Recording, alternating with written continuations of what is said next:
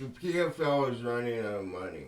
Dana White commented on it. We're gonna read what he said. I'm gonna give you my opinion, and then we're gonna talk about what could happen with all these PFL fighters, or even a full-blown buyout, which I don't think will happen. When we begin, though, if you like the content, subscribe. That's all I ask. You guys have been killing it recently, so yeah. Without further ado, let's open this up. That is not the right tab. Hold up. Window capture. There we go. Alright. So, Dana White responds to Patricio Pitbull. PFL fighters complaining about the company. Things aren't looking good. Alright. Dana White knows it's never a good sign when some of the most prominent fighters on a roster start complaining with concerns over the future of the company. That's exactly what's happening in PFL lately, with several notable star athletes representing Bellator issued statements about continued inactivity, canceled shows, and a lack of communication with the organization. The issue only escalates further after Bellator featherweight champion Patricio Pitbull and bantamweight champion Patchy Mix actually went as far as requesting a release from the organization. Mix hasn't fought since May, and his previous scheduled matchup against Leandro Higo was actually scrapped when the entire Bellator Paris card was cancelled in November. As for Pitbull, he last competed in May and later revealed that he was supposed to represent Bellator and return to Ryzen New Year's Eve card in December, with those plans were later scrapped, with the Brazilian expressing his continued frustrations with the PFL. Listen, the last couple months we've been talking a lot about PFL, White said at UFC 310 post-fight press conference. They're canceling a lot of shows. I know that a lot of guys that are supposed to fight aren't fighting. You guys know what the fuck is going on.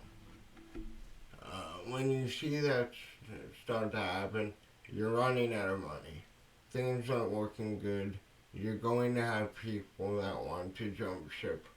Patchy Mix and Bellator, Pitbull and Mix were also joined by Bellator light heavyweight champion Corey Anderson, who hasn't fought since he won the vacant title back in March. When the complaints first surfaced and Pitbull became the first fighter to request his release, MMA Fighting reached out to PFL for comment, but the promotion never responded. Sorry for coffee in the mic. PFL purchased Bellator along with all of the company's assets in deal that closed in late 2023. While both organizations operate under the same umbrella, PFL opted to keep Bellator up and running as a separate promotion, with numerous cards planned throughout 2024. Concerns were raised with the Bellator Paris card being cancelled in November, and now numerous fighters are speaking out publicly and problems with the company, and add to that, former Bellator middleweight champion Gegard Mousasi actually went as far as filing a lawsuit against PFL after he was released from the organization, after he also complained about inactivity as well, as his claim that he was asked to take a reduced salary if he wanted to get booked for a fight sooner than later. White understands why athletes are so upset right now, especially with many of them still in the prime of their careers. These guys want to fight, White said. you have very limited opportunity, limited time of opportunity when you're a professional athlete, and even less when you're a fighter. I'm sure you're gonna see a lot of that, and we'll see how that plays out over the next several months going into 2025. Alright, so we're gonna talk about, yeah, we're gonna talk about the PFL first, and then we're gonna talk about Francis Ngannou probably the rest of the video, because really that is the biggest name in PFL. That is the biggest name in heavyweight mixed martial arts, right? I mean, it's him and John Jones, really. So when you have former champions, current champions, coming out and saying they're not being booked, it's a clear sign of money drying up. And, you know, we talk a lot about boxing on this channel. Even though I'm not a big boxing fan, boxing isn't going out of sale business, as Dana White says. And the truth is that only Bellator and the UFC were able to create a organization that can sustain the amount of success they've had in recent years. The UFC is beyond every other organization. Like, unless the Saudis made their own organization, even then, they wouldn't be making a profit. They were just blowing money left and right for fights. The UFC has been a well-oiled machine ever since the first season of The Ultimate Fighter. You know, we thought the end of the UFC would be when GSP and Silva phased out. Then you had Brock Lesnar coming for a bit. Then when Brock Lesnar leaves, well, I guess Brock Lesnar is around the same time as GSP. That's a stupid comment. Well, like, we were like, oh, GSP, Brock's Conor. We got Conor and Ronda. Conor and Ronda leave. We get Khabib, we get Gaethje, we get Poirier. You know, all these fighters are now out of their primes. You got Pereira, you got John Jones still, you got Dricus, you got Ilya Topuria, Max Holloway. You know, you have so many guys that consistently put themselves in the picture and build themselves to be a star. These other organizations don't have that luxury. They do not have the luxury of somebody like Joaquin Buckley moving down a weight class and becoming a star. They don't have the luxury of having these undefeated guys like Shavkat Rakhmonov who dominate their way through. I know he just had his first decision, but that is still fucking absurd that it took him, what, over 20 fights to go to a decision? But yeah, like,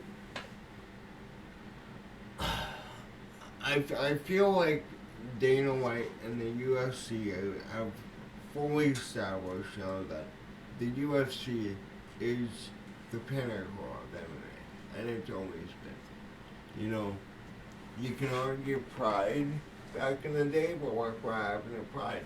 UFC brought Pride, then all the contracts were fake, and all they got was a library. Now, I'm going to talk about the guy I put alongside Dana White in the thumbnail, Francis Ngannou. Francis Ngannou is the only contract I think the UFC cares about. As much as Dana wants to say whatever he wants about, you know, Francis sabotaged his whole career, he made the right decision. Yeah, he lost 2 boxing fights. He made more money in those 2 fights than John Jones. That's a bad example. John Jones isn't active. He made more money in a MMA fight and two boxing fights than it would have made probably with four fights in the UFC. And I really think that if Francis Ngannou signed back in whenever that was when he beat Silvergon, he was offered 10 mil for the Jones fight, but if he lost that fight, he'd be bumped down to his 600K that he was on. And ever since moving to the PFL, he's not only became a big star in MMA, but around the world. Like, people outside of fighting know who Francis Ngannou is, right? But like, the heavyweight fight we all want to see is Francis versus John Jones. I know we got Aspinall, um, but like, I want to see Francis versus John Jones, and the biggest fight I want to see is I want to see Francis Ngannou versus Alex Pereira. Two massive guys, two of the hardest hitting fighters of all time. You know, both incredible stories. Alex Pereira growing up in a mechanic shop, becoming an alcoholic, you know, finding kickboxing, becoming one of the greatest kickboxers of all time, and then, you know, on your way out of combat sports, you go take a quick run through the UFC, win the middleweight title. Yeah, he lost the rematch, but then he went on to win the light heavyweight title and defended it 3 times faster than anybody else in history. Like, you put that up against Ngannou, like, I would get emotional watching that fight, you know, like, the reason why I love MMA so much, and I feel like it's the best sport on the planet, is like, every night that we have fights, obviously, you have two fighters going into the cage, and everything is on the line. You beat this guy, you're taking half of the purse. You beat this guy, you take all those names that they beat, and you're able to say, oh well, I was able to beat Dustin Poirier. Dustin Poirier won the interim title, beat Max Holloway, beat Conor McGregor, beat BSD, beat all these guys. That is now something that you carry on, right? Islam Makhachev beat Volkanovski.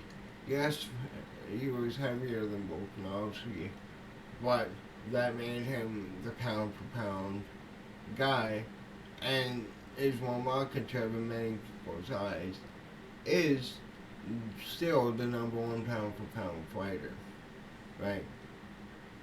Well, like, I think this proves, man, that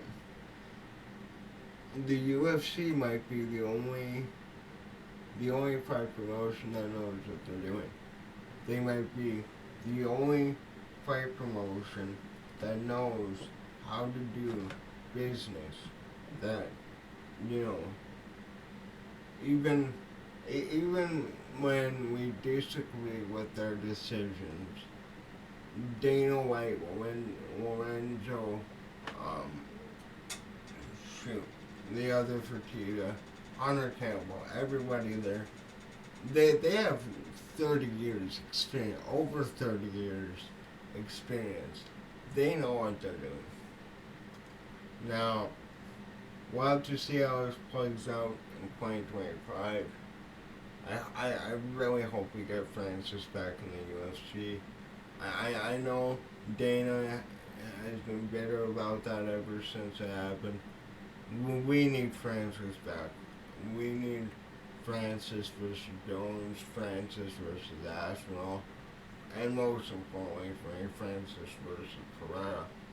Let me know in the comments, what do you think about Dana White's comments, and what do you think about the PFL going out of business? Other than that, that's all I got. Thanks for watching. Later.